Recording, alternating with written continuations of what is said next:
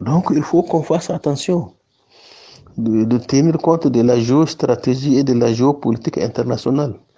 La Russie, elle est dans un club, dans un bloc des puissances émergentes, des grandes puissances nucléaires émergentes. Vous avez la Chine qui est avec la Russie, qui fait 1,5 milliard d'habitants. Vous avez l'Inde qui fait 1,3 milliard d'habitants qui est avec la Russie. Vous avez le Pakistan qui fait près de 200 à 500 millions comme ça d'habitants. Vous avez la Turquie qui fait dans les 300 millions d'habitants. Et ici en Afrique, quand vous regardez à l'Algérie, qui est un allié inconditionnel de la Russie, vous avez l'Afrique du Sud. J'en passe, il y en a beaucoup de pays émergents qui sont avec eux dans ce groupe. C'est un groupe qui militent pour un nouvel ordre économique international. Ils sont en train de se battre pour que le monde soit multilatéral. Ils veulent rompre avec l'unilatéralisme imposé par les États-Unis. Les États-Unis veulent imposer leurs lois, leur seul dans le monde. C'est ça en réalité les enjeux. Nous devrons comprendre ces enjeux et regarder vers où il faut se mettre. Soit on est non aligné ou bien on s'aligne sur un bloc qui défend nos intérêts. C'est ça la géopolitique.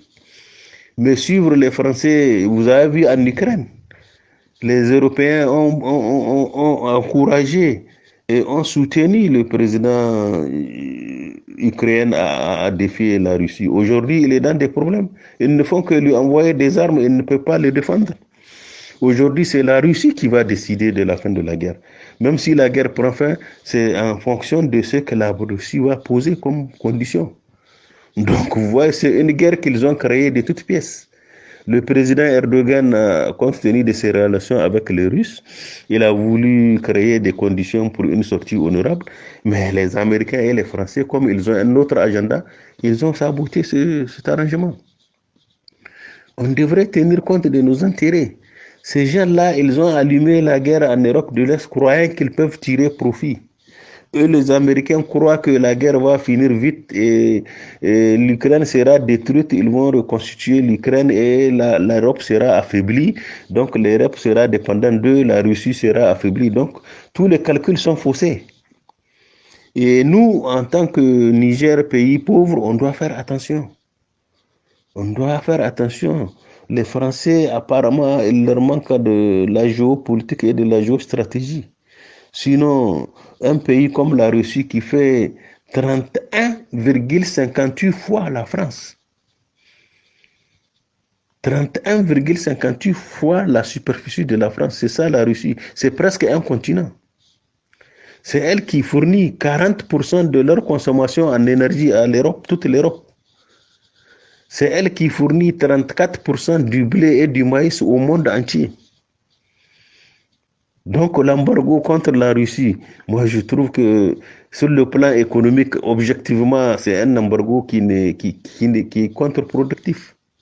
Puisque la Chine est prête, elle est prête à observer les besoins que les Européens refusent d'acheter à la Russie. La Chine a besoin de l'énergie. C'est un pays qui consomme beaucoup d'énergie, qui est 1,5 milliard. L'Europe, elle ne fait que 700 millions d'habitants. Donc, les besoins de l'Europe, si elle dit qu'elle n'achète pas à la Russie, la Chine est prête à observer ça. Donc, l'embargo est où? Il est contre les Européens, pas contre la Russie. Vous avez l'Inde qui fait 1,3 milliard, un grand consommateur. Vous avez la Turquie, vous avez le Pakistan. Tous ces pays-là, ils peuvent acheter des produits à la Chine. C'est uniquement les Européens qui font l'embargo contre la Russie. La Russie continue à commercer avec le reste du monde.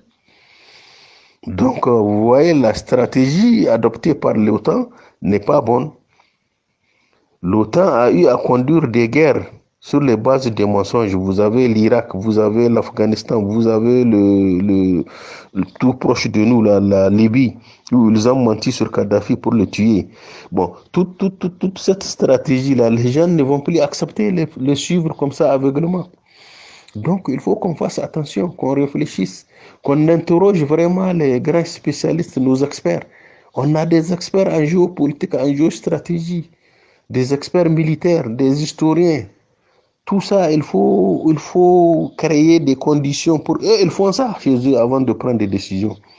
On ne doit pas suivre comme ça parce que la France veut quitter le Mali, venir s'installer chez nous. Non, il faut qu'on fasse attention.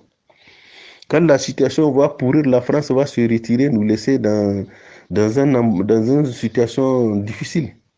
Moi, c'est mon avis par rapport à ça.